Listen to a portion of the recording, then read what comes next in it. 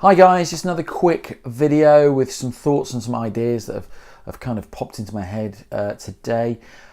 Those of you who know me know that when I'm coaching my clients, or I'm running seminars, or I'm running workshops, or my blogs, or my podcasts, or anything like that, I am trying to help you attract your ideal customer and your ideal client. And one of the things that popped into my head, especially around services, is why people choose particular people. Why did they choose that website designer? Why did they choose that accountant? Why did they choose that coach? Why did they choose that psychologist? And then I started looking at my own business.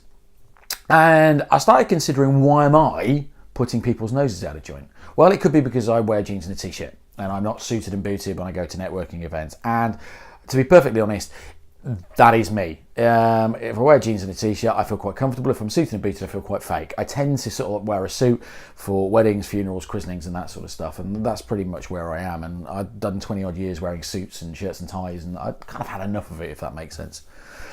But the more I started to look and the more I started to listen and what was going on in those sort of fields, the more I recognised that actually people were becoming clones, they were becoming androids, they were becoming human photocopiers of other people that were perhaps more successful than they. And it kind of came to a head last week when I went to an expo, and there was a local expert, and I'm not going to mention who it is, but there was a local expert who'd got the chance to stand in front of a load of people for 40 minutes and tell them how bloody brilliant they were and give them some real genuine value. Well, do you know what? I sat down and the title really intrigued me. I really loved the title of the seminar, and I thought, you know what? I really want to listen to this. And after 5 minutes, I left. And the reason I left is because that particular individual stood up on stage and went, after about 5 minutes of telling them all about them, not what they were going to do for them, but all about them, they then opened up with the line, 3 weeks ago, I read a book and I'm going to tell you what's in that book, and I'm going to tell you that that is what you should do for your business. Now, I'm paraphrasing there, so I apologise, but actually what they said was pretty much that gist. That's not portraying you as an expert. That's not portraying you as the expert that you profess to be. And whilst there are probably no new or amazing world record or groundbreaking discoveries left to be found in their particular niche, or even my niche, I strive to be the best that I can be in my field. I really, really genuinely do. I strive to be the expert and not an expert.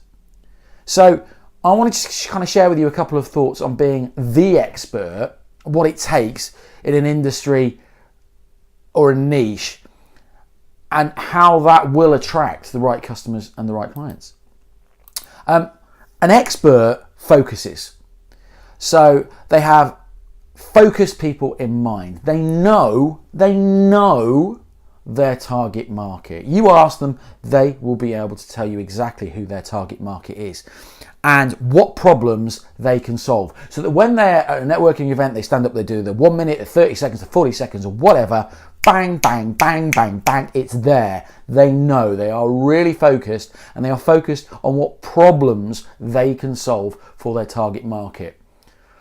An expert also writes. They write lots of how-tos, white papers, research, surveys, articles, columns, books, blogs, 10 things about this, or how the impact of what this does on the industry. They try and offer real value.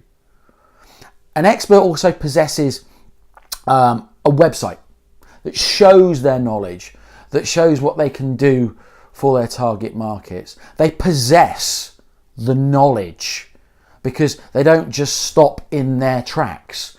There's a great phrase, you might be on the right tracks, but you stand still long enough, you'll get run over. They consume knowledge freely, really freely, willingly, almost as much as the food they consume. Unless you're a fitness coach. Never trust a fat fitness coach, got to be honest. But as well as that, they possess real, genuine experience in their field. I mean, what is the point of, as an example, coaching a business if all you've done is you've never run your own business, or you've worked in corporate businesses, 9 till 5, you've got your 60 grand a year, you've got your nice little cushy number, and you are coaching somebody who is having to make a decision on whether to let people go or put food on their own table. There's no real empathy with that.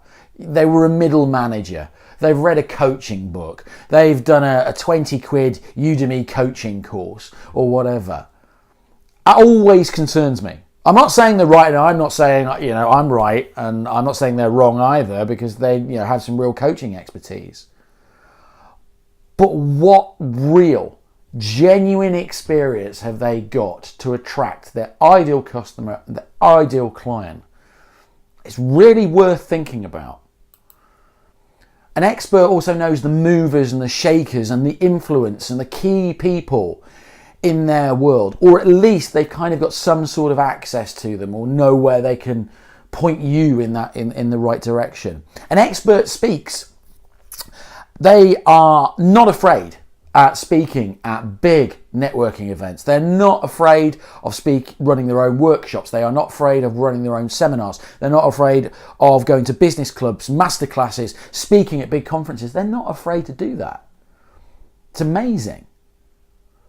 And there are two other aspects of real, genuine experts that are attracting their right clients and their right customers willingly that I want to talk about. One is quite contentious and quite divisive, and the other is kind of a given, if I'm honest. So with that in mind, I'm going to go for the divisive one first.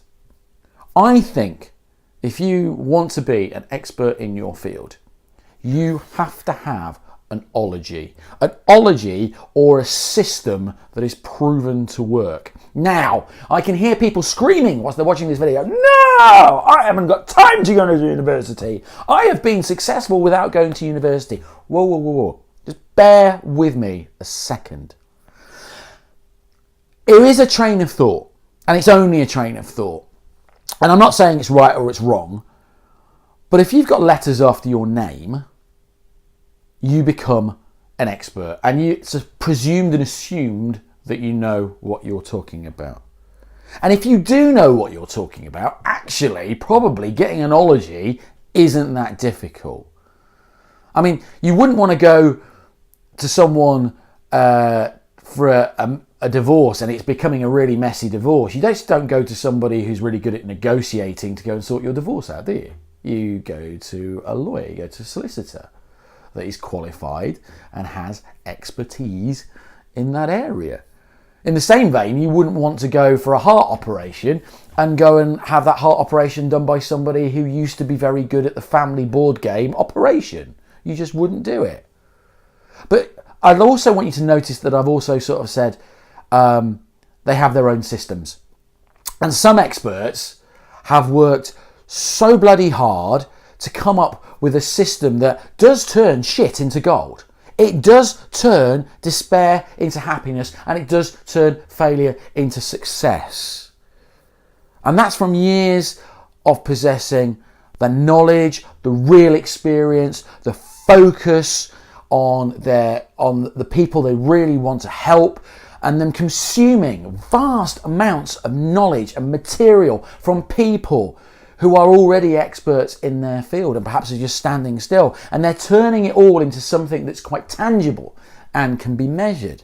And it's a genuine tricky one, that one, because there are arguments that can be made for both sides.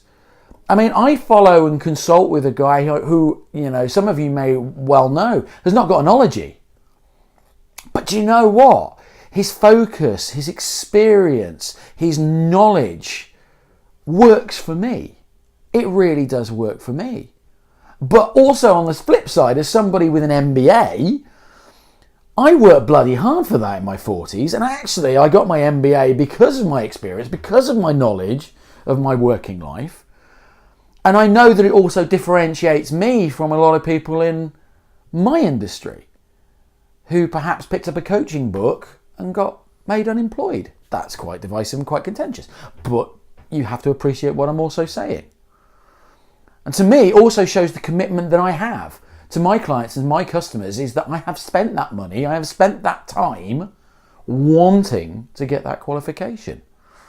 See, I told you it was quite divisive, didn't I?